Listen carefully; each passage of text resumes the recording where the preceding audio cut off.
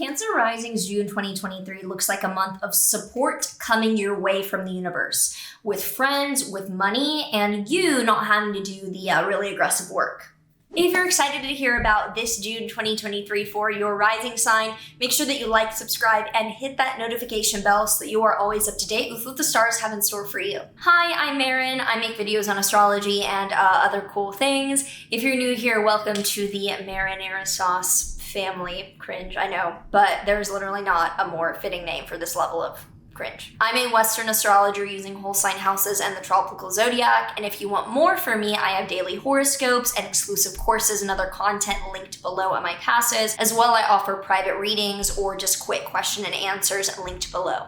So starting out from the 1st to the 2nd, Jupiter will conjoin the North Node in your 11th house. Jupiter is the planet of optimism and positivity, and the North Node accelerates things. This is in your 11th house of networking and friends or groups coming through as a support system. So it looks like you're being held and very well supported by your community to achieve your success beginning of the month. Then on the 2nd to the 3rd, Venus in your 1st house will be trining Neptune in your 9th house. So the first few days of the month, you still have Venus in your 1st house, showing that you're more attractive, you're getting more of what you want, you are more beautiful to the world, and it'll be trining Neptune in your 9th house, showing that this is helping you achieve your dreams and goals around travel or education coming up. Then on the 3rd, there is a full moon in your Sagittarius 6th house. So with full moons being endings and the 6th house being either people who work for you or around you, or your physical health or pets, but usually not relevant, it looks like there's an ending either of the people who work for you and around you, like your employees and coworkers, there's a chapter ending, or something around an illness, sickness, or physical regimen like diet or exercise. You're ending a certain plan around that. It's not particularly challenging, just looks like something's ending. Then on the 4th to the 5th, Mercury will conjoin Uranus in your 11th house, showing that there's sudden communication that you hear from friends about, or suddenly an announcement or news around your membership in a larger group of people. There's some sudden news coming out, either you're speaking it and announcing it, or someone else is letting you know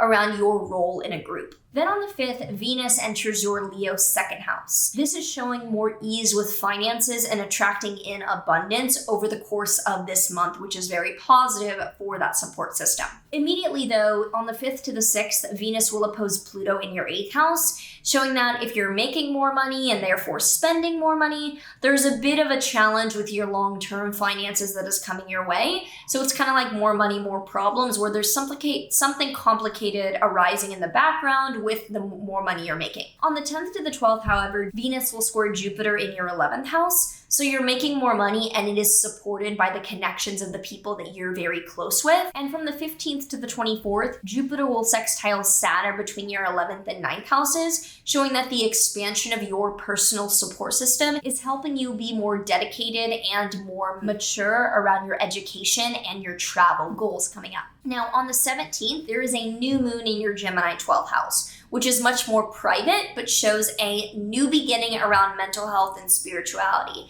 Or you might be having a new idea to study or practice a new form of spirituality or mental health kind of support there. Also on the 17th, Saturn will be stationing retrograde in your Pisces 9th house, showing that you've been really mature, really dedicated, and very strategic around either travel or your education recently. That is now being revised, or you might be rethinking all of the kind of serious steps that you've been doing around that the past few months. Then from the 25th to the 27th, Mars in your 2nd house will be squaring Uranus in your 11th house, showing that there is some sort of conflict between your money or your spending and this group of people.